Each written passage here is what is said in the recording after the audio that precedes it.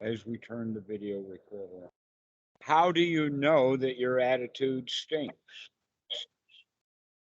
Because it does. I cause a lot of fights. Even the other day, we were at a concert. Now, she's pregnant, and she was like, "Oh, I have a cramp," and I got mad. I was like, "Oh, you're pregnant. You should be drinking loads of water." I shouted at her and I cursed at her, and instead of just saying, "Oh, baby, I'll go and get you a bottle of water there now," which I did, but after I gave out to her. Mm-hmm. Okay. The winner's attitude would have been your attitude. All right. So what you're saying then is that upon deeper reflection in the past after the event, that's when you recognize, okay, and we've got two examples of that. One is the example of listening to a video and recognizing that you were using what we consider in our culture low class language. Okay, and then the other one would be that about your attitude, and you recognize that your attitude was stinky because somebody gave you some flack about it. Is that Well, right? yeah, well, look, a 12-step program is about reflection anyway, and I try to be Mhm. self-conscious as well, Dhammarato. Well, let us forget about the self and just be conscious. Okay, which actually means to be awake and aware of what things are happening rather than looking at it in the sense of the results of what happened, because that's where we get started. We get started. This is actually an important point, so let me spend a little bit of time with it. The average Western student thinks that there is a lot to learn. There's a lot to know. There's a lot of information, a lot of sutras, a lot of stories, a lot of ways to apply the Dhamma, and the Dhamma is huge. I mean, there's 45 books in a bookcase full of it. Okay, so we get the idea that there's a lot to learn. And this is a major mistake that we all make about it. I made it too, in the sense that no, there's not that we need to know a lot, but we just need to know a few things and we need to know them often. Just a few things. That's all there is to it. So, we've already understood about attitude. We've talked about that, and now you're coming back and saying that your attitude was stinky only because of the results that happened later, that you could see it in retrospect. And what I'm saying is, okay, that's good because now you're beginning to see it in a comic sense of if you do something, then there's going to be a result for that. And that's the first way that we learn about dukkha, that dukkha is actually the result of some other behavior, and that wisdom develops in the sense of seeing how things are going to happen. One of the examples of that could be taking the example of hunters and guns. That if you go to a gun range, everybody on that gun range is going to be mindful and aware of which way you're pointing your gun. If you wave your gun around, not being mindful of which way it's pointed, people are going to start pointing that out to you. That you do not just wave a gun around in any old direction because that's dangerous. If the gun goes off, the bullet is going to go whichever direction the barrel is pointed. So we have to keep track of which way things are pointing. This is a really excellent definition of wisdom. Wisdom is not necessarily seeing dukkha as it arises, but it's seeing how things are going, seeing the direction that things are headed in, just like seeing how the gun is pointed. So, this is the new level of wisdom or the new thing about dukkha, is not just being able to see dukkha, but to see it as it's being created or as things are pointing. All right. So if you can recognize, for instance, that what you're saying now is going to result in someone else is thinking that you've got a stinky attitude, then catch that attitude when it's happening. When you're pointing your gun in a sticky way. This is the way to begin to understand that we're actually working on learning how to see things in advance. But in order to do that, we have to see the way things are uh, in the moment. So if you do something and then that occurs dukkha, you can look back a little bit and say, "Oh, the reason why she got upset at me is because I said things in a way that showed that I didn't have a good attitude." So now I can begin to use that as an example so that when I have a no good attitude, I'm not going to open my mouth and dump all of that attitude on a girlfriend because she's going to give me an attitude back. Okay. So this is how we begin to see things, is by looking at the cause effect. And as we do that, we begin to back up in time so that we catch things quicker and quicker. So, uh, in this example that we're talking about, I do not need to know who manufactures every gun. I do not need to know how to field strip every gun that comes into the shop or into the place. All I need to know about that gun is which direction is it pointing. Yeah, you were speaking to, I think, Lorient the other day about dependent origination. Is this kind of similar stuff? Mm-hmm. This is what we're talking about. This is dependent origination. In other words, the result is has a dependency. Okay, the result had a dependency. What did we do that caused this result?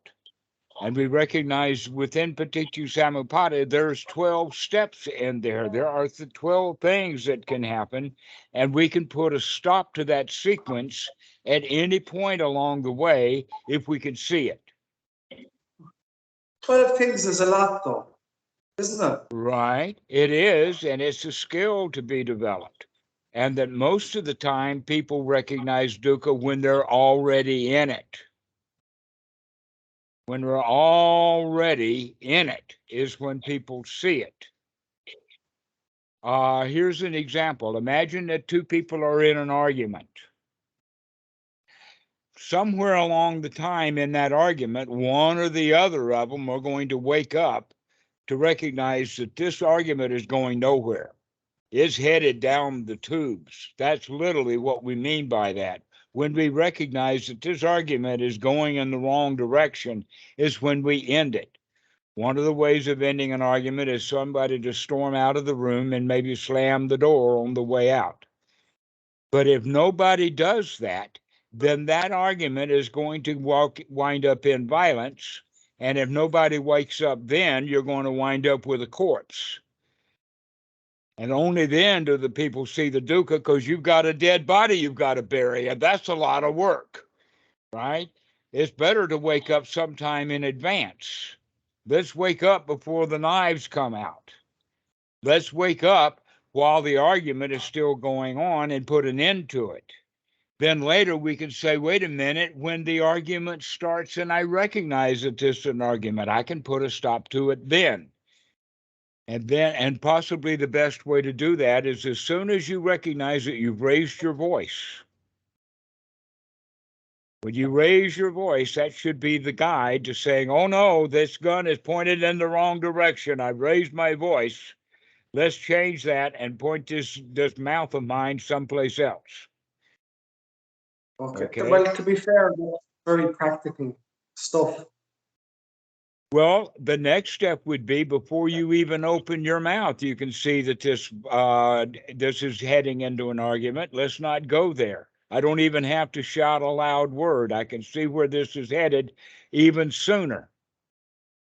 This The other day, Dhammarato, I was watching myself with a big mouth in real time, but I still couldn't stop it.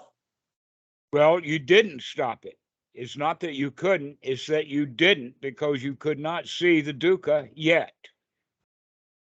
You still saw some advantage and you did not see the danger. That's why you couldn't stop it, is because you still thought that it was going to give you some advantage.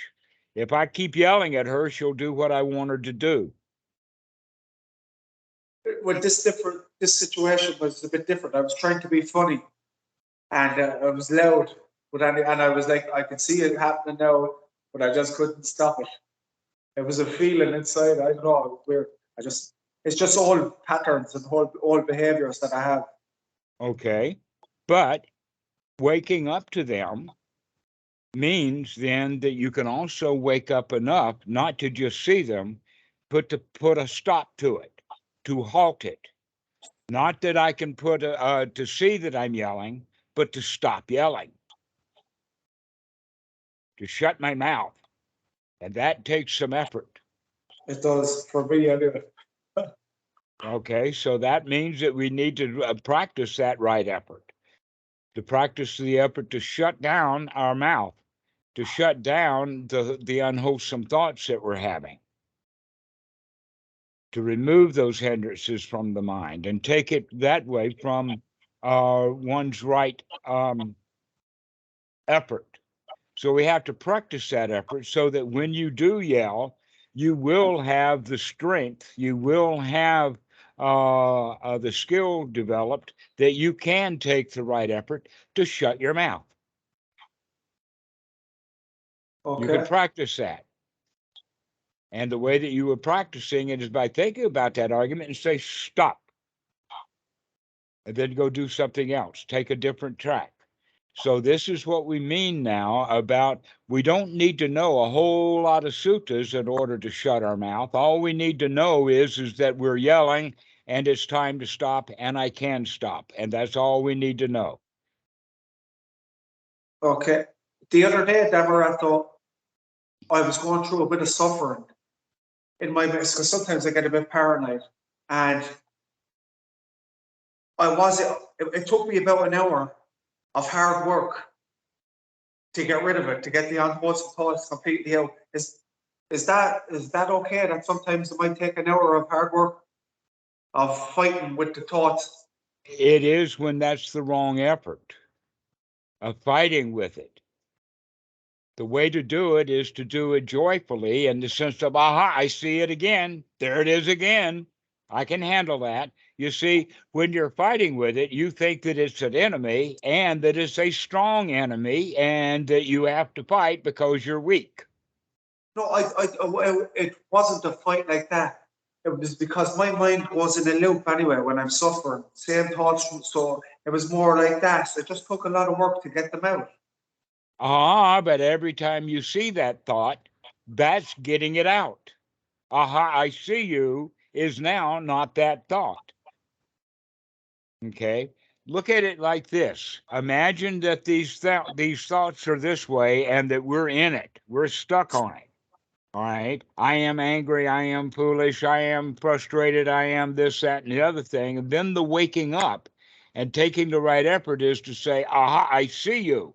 And now the thoughts are there, but you're not the thoughts. You're the observer of those thoughts. So you change your frame of reference from being the thinker into being the observer of it. Aha, I see you. That's the change that we make. The right effort to come out of it and to see it objectively. In other words, you are not that frustrating thought. You're the observer of that frustrating thought. This is who you are now, not the thought itself. Later, we'll recognize that we have the thought, we have the observer, but I'm not either one of those things. There is observation, but I am not the observer. is exactly the same as there are frustrating thoughts, but I'm not the thought. So in a way, we would have, I see that thought, and now I see the observer. Okay, so that's the way that you begin to look at it, is that you are not those thoughts. You can observe them from the outside. And that's the right effort, is to say, I see those thoughts, but I am not those thoughts. I'm the one who sees the thoughts. Yeah. Okay. I'm the Yesterday. observer. I am not the thought. I'm the observer of the thought. I remove myself. I get some distance from it. Okay. Practice it Yesterday. that way. See it that you are not that dukkha. You are not it. You are the one who sees it from a distance. Okay. Well, yesterday I had some good practice, Dhammarato, and now from my meditation, I've heard you say life. We get life, and you use the word enlightenment, and you say we Yeah, get lighten life. up. But I actually can't feel life now, and I never felt like that before from my meditation. I've had some positive thoughts and some experience with the jhanas, but now I'm starting to get life, and it's pretty nice and relaxing and calm. But when you're like that, your attitude naturally is just quite good. Well, let us say that when your attitude is that good, you're naturally light. Okay. That it's our attitude of being light that creates the lightness, just like the attitude of being heavy creates the heaviness. Our attitude is very much involved with that. And you can recognize that you have a choice about the way that we're going to feel. We have a choice about our attitude. And the best choice about it is to see that I am not that heavy dukkha. I am not that complaining thought. I see it, and because I can see it, I've already changed it from being stuck in it to just seeing it there. So you've already made what change you need to make. I am not frustrated. I see frustration. And I am not frustrated. Aha. Just because there is frustration there doesn't mean that I have to be frustrated. That's the old way of doing it. But when we see the frustration, you recognize, oh, that's just frustration. No big deal. Not a problem. Because you're not the frustration. You can change that by withdrawing, coming out with the phrase the Buddha used, aha, I see you. He says, aha, I see you, Mara, but we could use it with whatever we're doing. Aha, I see you, boredom. I see you, frustration. I see you, bad attitude. I see you, victim.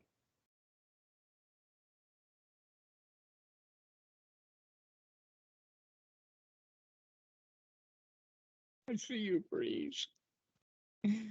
Oh, there you are. Yeah, I lost you there for a sec, but you're back there now. Yeah, I'm hearing all that. What else have I to say, Dhammarato? There's no problem. The If we just stay with this, that's the important thing, is can you stay with, aha, I am not those thoughts, that I'm the observer of those thoughts. But then we come to find we're not the observer either. But we're, That's what you're no, saying. they're right. There's just observation. There's no need for an observer, just observation. But observation is so much better than being stuck in it. I am the frustration. I see the frustration. There is the seeing of frustration. And so we don't have to worry so much about who am I. What we can begin to understand much better is who I am not. You'll never find out who you are. All you'll ever be able to find out is what you're not, and whatever you're not, what does that mean? Whatever you thought you were, you're not that. Don't worry about who you are. Worry about, can you see dukkha in advance?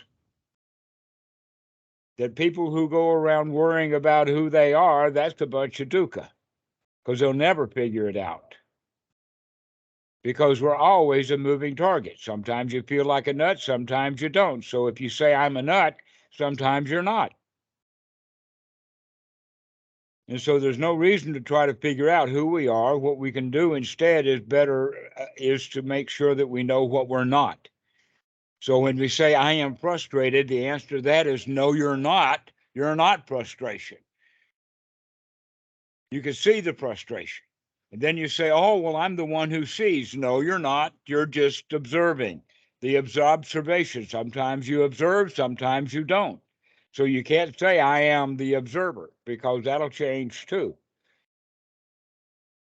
So we don't need to worry about who we are. The better thing is to forget about it. It's not an important point. Now, in Western Buddhism, anatta has become a great big hindrance to so many people because they think that, oh, I've got to figure out who I am. And the Buddha already says, no, don't try to figure out who you are. Try to figure out dukkha. Because if you try to figure out who you are, you'll wind up being dukkha. That's what you'll be. But if you can see dukkha, then you won't become the dukkha. If you don't become the dukkha, there's no telling who you are. You don't know. Okay.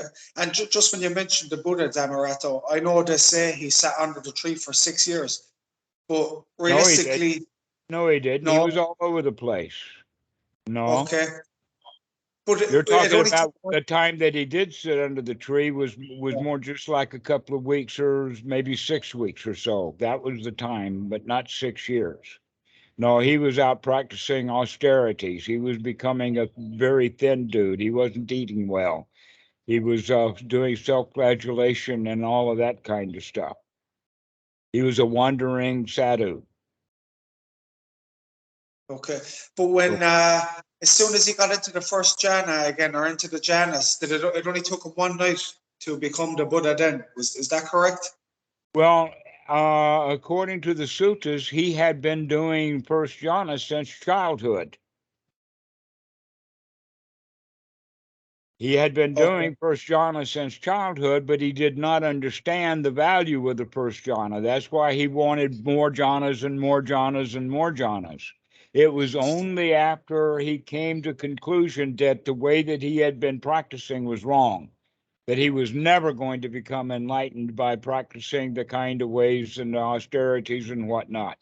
And then he recollected, why was I afraid of the pleasures of first jhana when the pleasures of first jhana are not sensual pleasures? And that indeed the first jhana is the path to enlightenment. Okay? Okay. Getting yourself out of dukkha into sukha. That's the whole point of first jhana. Can you get yourself into a state of sukha and then keep it? Or are you going to fall back into hindrances?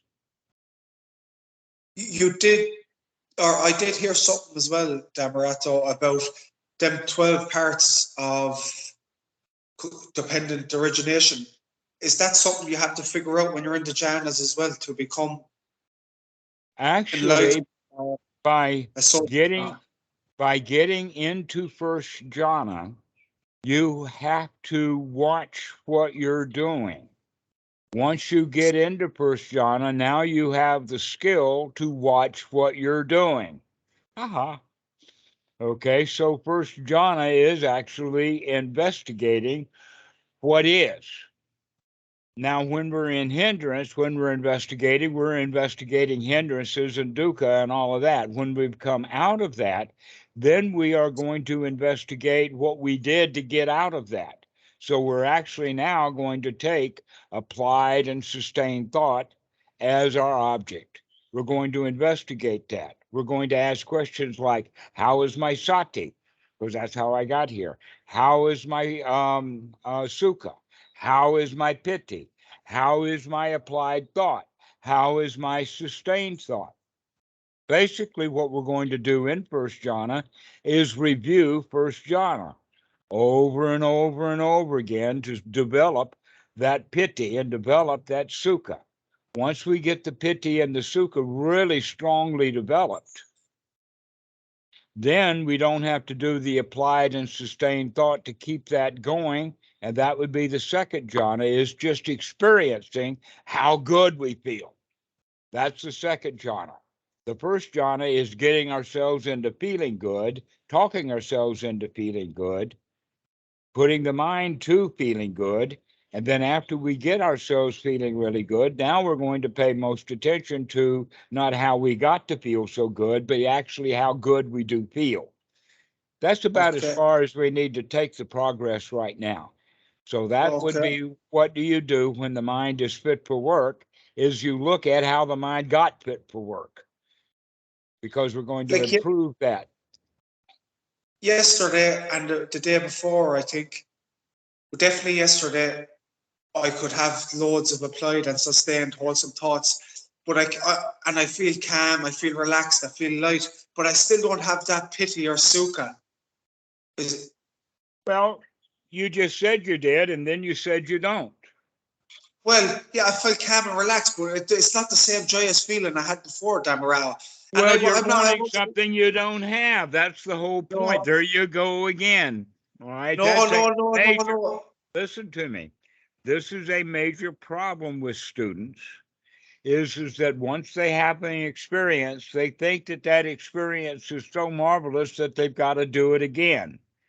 And when they do that, now they want something that they don't have. They're guaranteeing that they can't get it again because they want it now.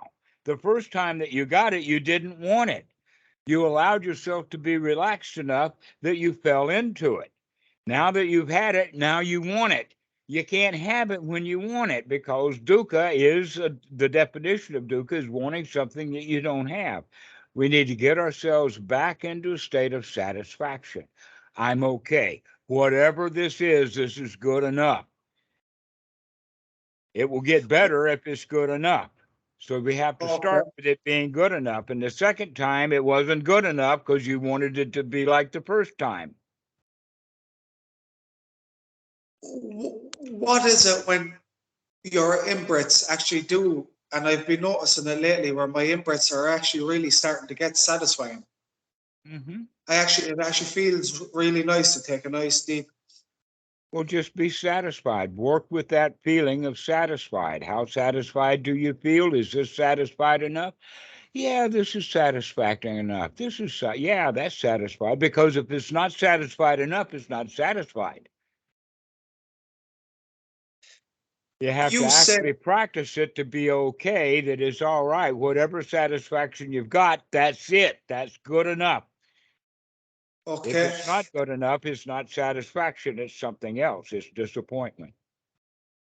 you said a few minutes ago that we don't need to take the progress any further, just get into first jhana and sustain it. But if Which first means jhana, staying in those feelings of sukha, staying in the feeling of being safe, secure, comfortable, satisfied, and successful. Stay with that. Safe, secure, comfortable, satisfied, and successful. but if the first path is the path to enlightenment, there's nothing else to do, is there?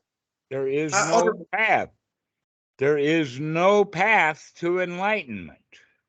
It's not a path at all. It's a method. It's something okay, that you but do. It's like the method of putting on your shoes is not the journey of 1,000 miles. Most people have, for some reason or another, within Buddhism, they think that they have to take a journey of 1,000 miles just to get their shoes put on. No, you got to put your shoes on. That's a method. You don't have to go anywhere to put your shoes on. You do not have to take a journey of 1,000 miles to put your shoes on. You just put them on. Okay. No place to but there go. is, It's not a path. It's a method. there is nothing else to do in this journey other than getting into first jhana and sustainment. That's the whole method. There's Well, nothing else. while that is true, I wouldn't state it that way because getting into is in fact part of the hindrance. So don't look at it as getting into, but rather the way of thinking about it is getting out of the unwholesome thoughts. Wanting to get into something is an unwholesome thought. Wanting to get into something is the unwholesome thought. Wanting something, getting into, etc. The right way to practice is, oh, I don't need that. Never mind. I can throw that thought out and just be satisfied. Safe, secure, comfortable, and satisfied. Okay. And the way that we get satisfied is by not wanting anything, not getting into anything, just simply being satisfied. This is good enough. Like Dhammarato, you told me that when you're in first jhana, you're already enlightened. So what's the difference between first jhana and stream entry? Stream entry has a lot to do with how eager you are for the Dhamma. If you are eager for the Dhamma, then you're in the stream, you're in the flow of the Dhamma. If you're not thinking about the Dhamma, if you're thinking about going to town or going to the show or getting late or any of that kind of stuff, then you're not in the flow of the Dhamma. You're not in the stream of the Dhamma. You're wanting something else. So you're So, telling me I'm a stream enterer? no, only you could say that. That's not my business. I don't give a flying rip. You do. You do give a shit. No, I enjoy when people are in a state of enjoyment. Yeah, but you know what the Westerners call stream entry? I know the Westerners have made a big, big deal out of ordinary things. And because they made a big deal out of ordinary things, when they find ordinary things, they think those ordinary things are not good enough because they've already got an idea of what things should be. Okay. And things are not the way that they should be, they're the way that they are. And if we can come to the point of enjoying the way things are, then that's enlightenment. Making things the way that you think that they should be is hell. But is there somewhere you can get? And I know these are the wrong words, Dhammarato. But is there somewhere where you can get where you get to a stage and you can't go back to it? No, anywhere that you've been, you can go back to. The question is, do you have the skills to keep heading in the right direction? And what is a sotapan then? Is that the right word, sotapan? The sotapan is the same thing. That's the Pali for the word stream entry. And what it means is you're in the stream of the Dhamma. You're in it now because that's what you care about. You're enthusiastic. You're eager. You want to hear the Dhamma. Let us say it like this, that if you're on the computer, you're on YouTube, then you want to naturally listen to Dhamma. You don't want to listen to the news because the news is full of dukkha. Now, if you can listen, Big time. okay, so if you've already got the Dhamma, if you've already got your joy, then you can put up with the news without getting stuck in it. But if you get stuck in the news, then the better thing to do is to go listen to Dhamma because that's what you really care about anyway. That's what a stream enter is one who is seeking the Dhamma wherever it may be found. Okay. Yeah, That's so what tell me stream this. enter is being in it right now, thinking about the Dhamma, wallowing in the Dhamma, playing with the Dhamma, seeing the Dhamma. One of the examples of that is in the sutta is imagine that a cow has a brand new calf, day or two old. That mother cow continues to eat her grass. She's out grazing, but she's got one eye on that calf. That calf is not going to go anywhere, not even a step, without mother cow watching over that calf. That's the way that we can think of. Though you go about your daily living and eating your cud, you still are watching that baby dukkha, or that baby Dhamma. You're guarding it. You're keeping track of it every step of the way. You don't let that Dhamma out of your sight. That's the stream entry. Well, if that's the case, half the day I'm a stream enterer. Okay. Well, if that's the criteria, 12 hours in a day I'm a stream enterer. Might be 8 some days, it could be 12 another day, it could be 16 another day. Okay. But if you're judging it, engaging it, and wanting it, and being proud of it, then you're not in it right then. Right. Being Well, proud of being in the Dhamma half the time, that moment of being proud of it, you're not in it. You're in pride instead. What I thought stream entry was, I'm definitely not in that stream entry, but if you're saying all you want to do was learn about the Dhamma, well, that means I'm a stream enterer some of the time. But that doesn't mean anything. It's only in Western Buddhism that they put these kind of attainments on there as if these attainments mean something. They don't mean anything. What means something is that you're curious and interested in the Dhamma. That's what we're really talking about, not that we put some stupid label on it, that we're very label oriented. It's like getting a degree or getting a certificate. But Dhammarato, you could be just saying, because like you told me before, when someone even if you asked Buddhadasa, are you enlightened, he would never answer that question when clearly he was. Well, that is clear to you. It's irrelevant. So remember that beauty is in the eye of the beholder. Actually, that's not correct. Beauty is in the mind of the beholder. If you see Bhikkhu Buddhadasa as enlightened, then he is. Bhikkhu Buddhadasa is wise enough not to pen any labels on it. You're the one who is penning the label. Recognize that you're the one who is calling him beautiful. Well, if I never met the man, and sometimes I see a picture of him and I get a feeling like he's my granddad, he obviously is a beautiful man, a beautiful soul, or whatever. Well, a lot of people think so. Including yourself. Well, I also recognize that that's just an attitude, that's just a thought.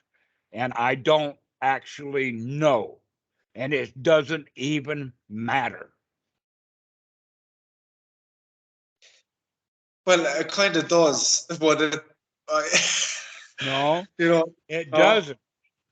Because those labels are important to you, is why it matters.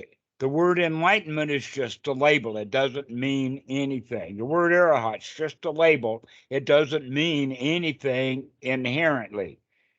Okay. Words need to be defined in order for them to be used. And most of the time we get these highfalutin Pali words into the English, and the Western Buddhists don't really understand that these words just have working definitions. They don't mean anything. There's nothing inherent in the word arahat. Let's use that word for a moment. That in fact, I don't know if you know this, but there has been some controversy with one particular monk saying, oh, this guy is a liar. He's not enlightened or he's not an arahat because he does not fit my definition of an arahat.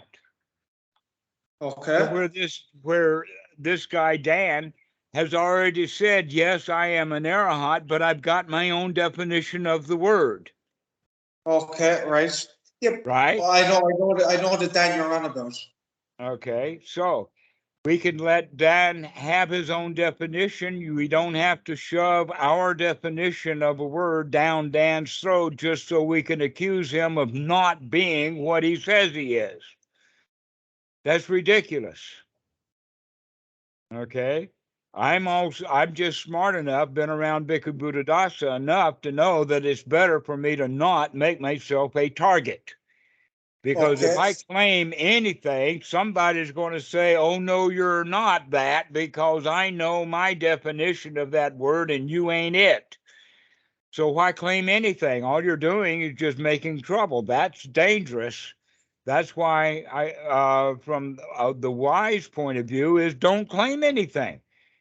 Okay. Yeah, but just because you claim something as well, it doesn't mean it's not true. Or just because something has a label, it doesn't mean it's not true either. Well, just because something's true right now doesn't make it true 3 minutes from now either. Okay, so what's the difference between, and I know it's only a label, just say they're labels. What's the so-called difference between a sotapon and an arhat? Well, the whole point is that we can give up on trying to figure that out and just be satisfied. Okay, even though people find these things interesting, but anyway. Yes, they do, and they will never find any satisfaction because they're too busy trying to figure out these labels and trying to stick that label on something, and it doesn't stick to it. Okay, the better thing is to stop with all of that knowledge and just sit down and be satisfied, be happy. Okay, well, I can hear my little man crying. He's up there now. I've one more question, Dhammarato. And I know you say there's no magic in the Dhamma. And look, this is not really magic, but the more conscious, the days when I've been more conscious and I have really good practice, some strange good coincidence have happened. Is this just a Right. Well, coincidence? that's exactly right. They are coincidences, but you're paying attention now. Those coincidences were happening left, right, and center, and you just weren't paying any attention. I see coincidences all the time I've heard people say, because I'm people who watching for are, it. I've no, but I've heard people who claim to be enlightened, and I think they have good Dhamma, and someone might ask them, what do you make of the universe? And they'd say, I think the universe is conscious. Would you agree with that? Or, oh shit, I pissed you off, didn't No. I? The problem with that is that we have not defined either the word universe or conscious. And so people will take whatever use of the word that they want with universe and whatever use of the want of the word conscious, and they'll just haul off into all kinds of directions without properly defining the words. Yeah, but just generally speaking, would you agree that the universe is conscious and there is such thing as non-duality, say? Just a yes or no. Here's my answer. I have 6 answers, not 2. You gave me a choice of yes or no. I will Okay, also take the choice of both, yes and no. I will also okay, take the answer of neither one. It is neither one of them. The next one, the 5th answer is that I really don't know. And the 6th answer is I don't give a flying rip. Why not? Because it Because doesn't matter. What matters is, am I satisfied whether the universe, whatever that is conscious, whatever that is, or not? The question is, am I satisfied? See, you're asking magical questions and okay, are going to remain confused. And confused is not satisfied. You can be satisfied without knowing the answer to those kind of questions. okay, Dhammarato. I really enjoyed today's talk. I feel like we're getting very friendly. And now I have to go and be a dad. Give me one quick tip. How you say the kids in Thailand are nurtured? Give me an example how I do give lots of hugs and kisses, but give me an example how the kids in Thailand are nurtured, different than the West. Um, Here's an example. When the child goes off to school, the teachers, the parents will say, do a good job, pay attention. And what I tell my daughter is, when she goes to school, have fun today, make some friends. Okay, well that's a good tip. Mm-hmm. Well, no bother. Thanks very much, and hopefully I'll be in touch soon. Thank you, All Dhammarato. right, Gene. We'll see you later. Good to talk Thank with you. you. You too. You too. Bye bye.